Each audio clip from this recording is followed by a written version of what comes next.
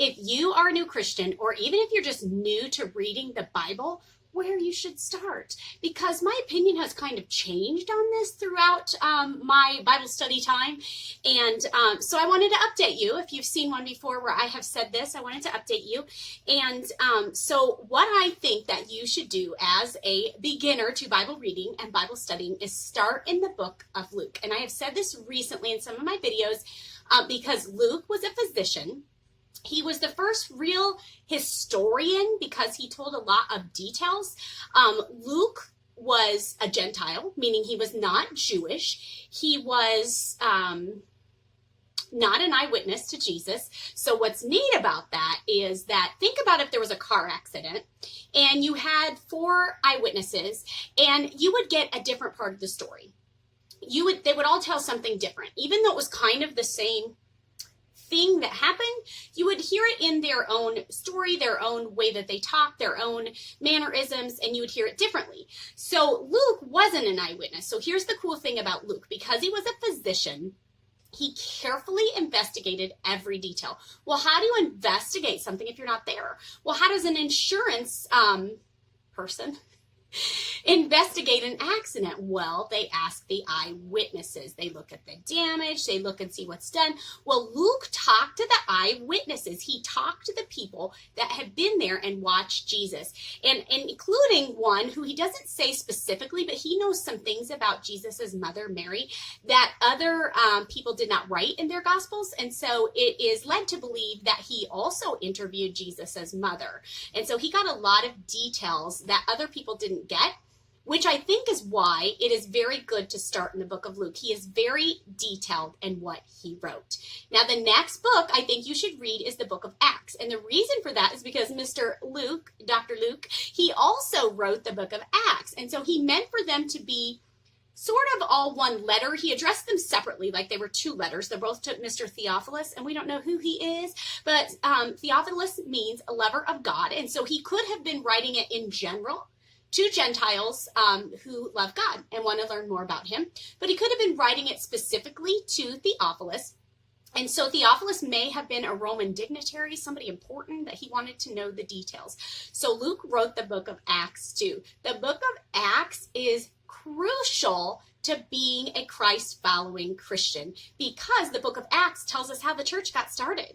It tells us how the church got started and shows how Jesus started the church, and how his apostles then, based on what he taught them, started the church that we have today. If you are a Bible-believing, born-again, blood-bought, you know what that means if you are Christian, then you know the church today based on what we learn in here. And there is not a religion.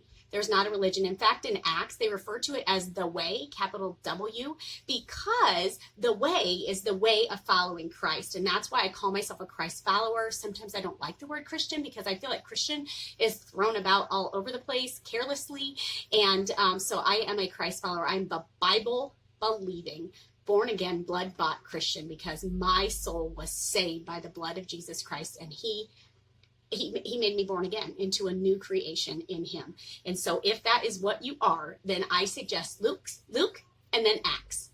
Now, the next place I would go is, some people think the Old Testament isn't important because it is the Old Testament. It was a long time ago and it doesn't talk about Christ. The Old Testament is important because we want to know Christ's history. And in order to know that, we have to go back to the Old Testament. So I think you should then go to Genesis. The book of Genesis is fascinating. You just don't want to start in Genesis because you want to always start with Jesus. Everything you do in your life as a Bible-believing Christian should be starting with Jesus. Everything you look at, everyone you talk to, everything should start with Jesus. So we know his history, like where'd he come from?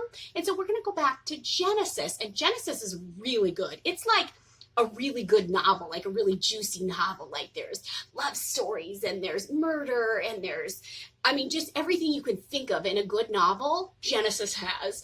The next one is Exodus, and that comes after Genesis. And Exodus is the beginning of where God starts to save his people. So in Genesis, you're going to see why we needed a blood sacrifice for our sins, to cover our sins, because Adam and Eve sinned and God sacrificed an animal to make them clothing, to cover their shame, to cover their sin. And so we see that then why in the book of Luke that we needed a blood sacrifice. So then in Exodus, we're seeing how God covered their sin, but he made all these rules and commands for them that were very hard to follow.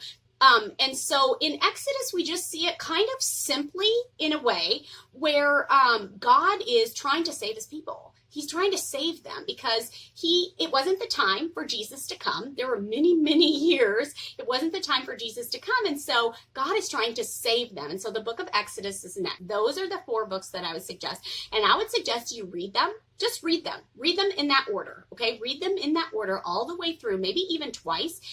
Genesis is really long, but it's so good. I'm telling you, it's so good. And then go back and study starting in the book of Luke, because remember, our whole foundation of Christianity is on Christ. And so we want as much knowledge as we can have about Christ.